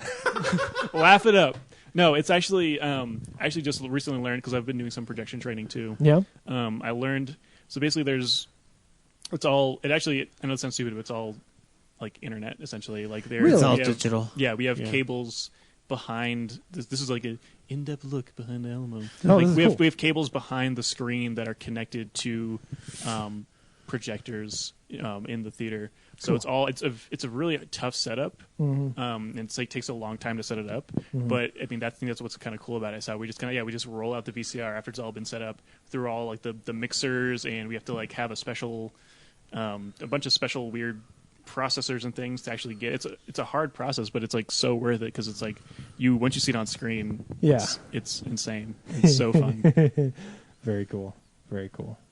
Well, thanks so much for coming by, Steve. Absolutely. After like a year and a half of us talking about the Alamo. Yeah, this has been so much fun. Steve should come more often. And what's coming at the Alamo should be a permanent section on the show. Oh, fuck. Oh, my God. Yeah. If you could do that, that would be incredible. Update us on the Alamo every week. Absolutely. No, this has been so much fun. Yeah, we've been talking for so long. I know. And I've never wanted to be like, hey, James, like, come on, I kind of want to be on the show. But then one day I was just like, that's how I did it. Yeah, right? Yeah. I was like, dude. And he'll never go away. On Twitter, yeah. I just said, get me on that show. Hey, get me on the show. Come on. So, yeah, this has been so much fun. It was so nice meeting you. you guys. Dan, Sean and Dan. Thank you so much for coming on. Steve, I want to have you there's on always a seat on this podcast. And thank you Shauna, so much. Thank you for coming on as well. Yeah. Cool. Next week is Gone Girl with Maddie O'Connor Jinx, this time. But I didn't say all. Jinx, you can't talk. Ah! Damn it. That's how I'll do it. I fucking win! I'll go get a Coke from your fridge and give it to you. How about that? You can talk again when I watch Twombly, you motherfucker. It's never fucking happening. My film is... I'm still waiting to hear back from the Stars Denver Film Festival. But if it does get accepted into the shorts program, I'll let you guys know. Dude, we'll yes, bring you on to dude. promote. No, we'll be We'll there. bring on to For promote. sure. Crazy. Please be there. Yeah. Cool. Bring the fans. Yeah. All right. Thanks. Thank you, Next guys. week is Gone Girl. We'll talk some David Lynch. David Fincher. Whatever. Who gives a shit? Bye. Bye. Bye. Bye. Bye. Bye. Bye. Bye. Bye. Bye.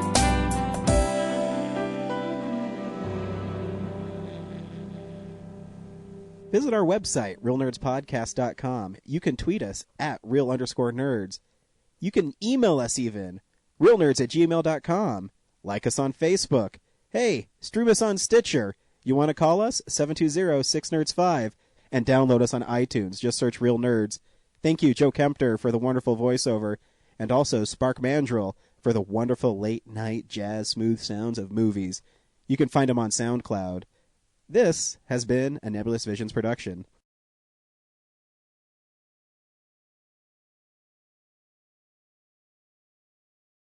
You could have a good radio style My voice. dad has actually been in radio for my entire life, so I'm hoping it's a little hereditary. It No? might be. What did your dad do in radio? That bite. He is a DJ, does the DJ stuff. Like, For what station? He's in California, so you know, this goes over the internet. It Rock? goes into all kinds of states. it's the one that Casey Kasem used to do the top Really? 40 on. No, it's not. Oh, okay. Yeah. I was really excited. I thought you were in. Okay. Did he ever work? Pedigree. The pedigree is amazing. Did he ever work with that guy from American Graffiti? Nope. Man. The Wolfman, what was his name? Yeah, the Wolfman. Jack. Yeah, Wolfman Jack. Got some popsicles for you kids. Whoa. I don't think that's what Wolfman Jack was doing. Isn't he For the eating like a record. popsicle or like a fudgicle in the last scene when he's talking to Yes. Richard I think Dreyfuss? so, yeah. Yes, he is. Well, that's what you do. Well, it's Do the because right the freezer thing. had broken. Yeah, that movie is a series of anecdotes, and that's all it is. Like anecdotes about what you do when your freezer full of popsicle sticks is broken. Isn't every movie just a series of anecdotes? They're just telling you what happened. No, I mean most movies are an anecdote. I know. I'm trying to be an asshole. Oh, okay. Do you guys always Injections. What? Do you guys always record here, or do you kind of trade around? Well, we houses? used to record at Ryan's house almost all the time, but then he went and had a kid. Stupid. So- What an I idiot. know. Who even cares Seriously. about babies? Yeah, I know. Really? They're suckers. Tiny little poop machines. Dan, how are you feeling now that you don't have pneumonia anymore? Better. Yeah. Good. Less pneumonic. How long did you have pneumonia for, and how did you get it? 4 days, and I shoved a microphone down my throat, and that's how I got it. It must have been a very moist microphone. Yeah, no, it didn't have one of these pop covers on it though. Filter. It's a pop filter. You were so it wasn't close. a dog filter, Yeah. if you will. Sounds like a red lipstick cock. God damn it, Zach. This is why we don't let you on the show anymore. I'm hosting the show Yeah, he's right here with a thing with a microphone. with a thing in my hand. And also a microphone too. A Oh. thing. And, God damn it. You know what? For that, If Hold you, on. if you want Hold this, on. tell Hold on. me. And hold on. For that, you know what your punishment is? What? Welcome to the Real Nerds Podcast. I am a host, James Hart.